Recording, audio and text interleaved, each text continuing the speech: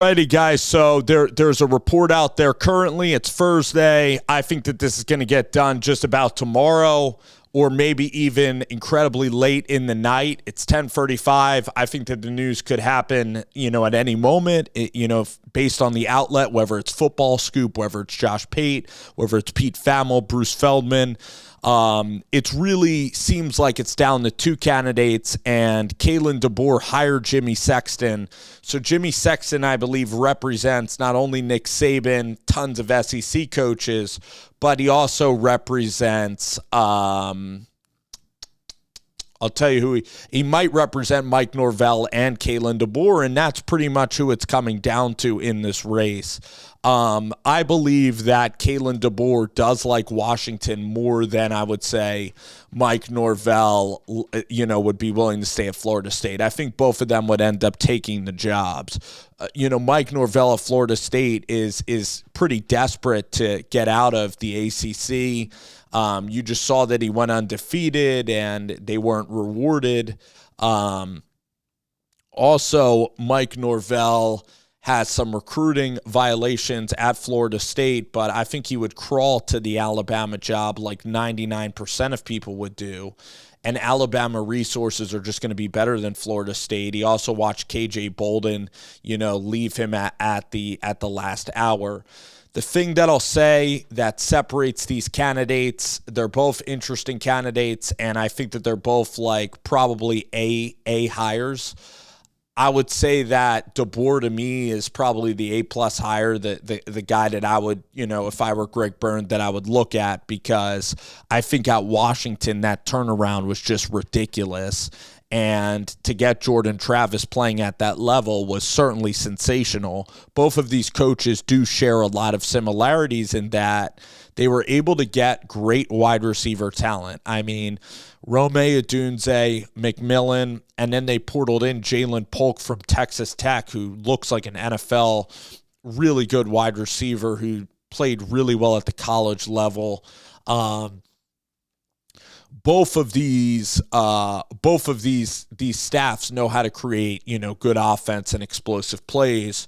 I would say that Jordan Travis also played at a high level as well. I would say that Washington's offensive play calling and scheme is my favorite to watch, just because how they're able to get different matchups, how they're relentlessly attacking down the field, how they're always looking for chunk plays, how they're very analytically driven.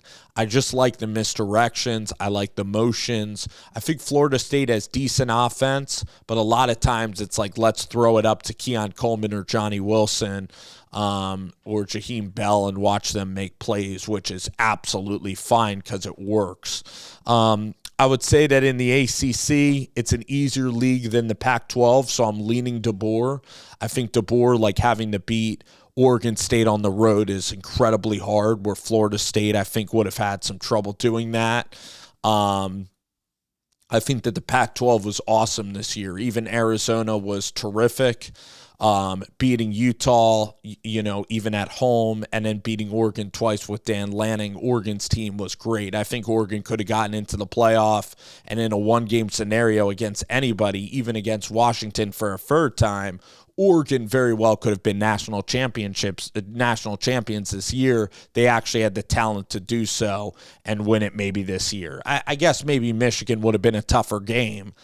But my point is, I think that Deboer's job at Washington was better than Norvell at Florida State. But Norvell did very well at Florida State.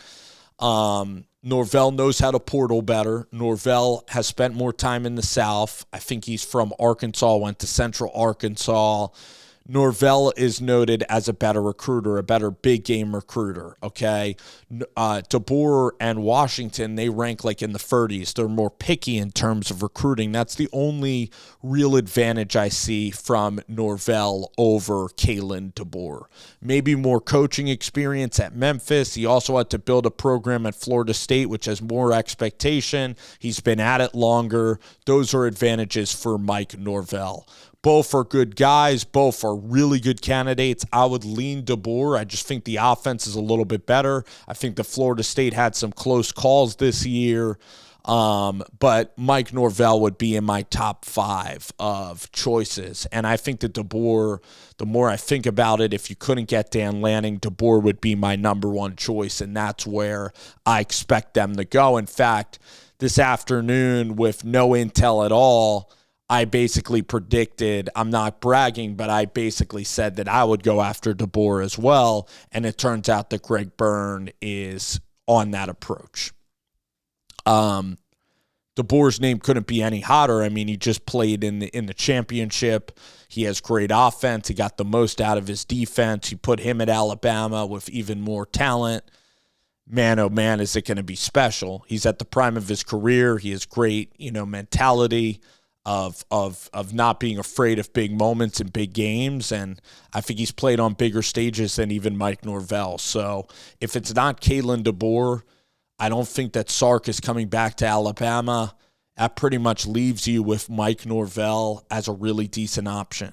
Now, there are a couple of wild cards that people have thrown out there, so maybe it's a big surprise, but I expect it to probably be Kalen Deboer.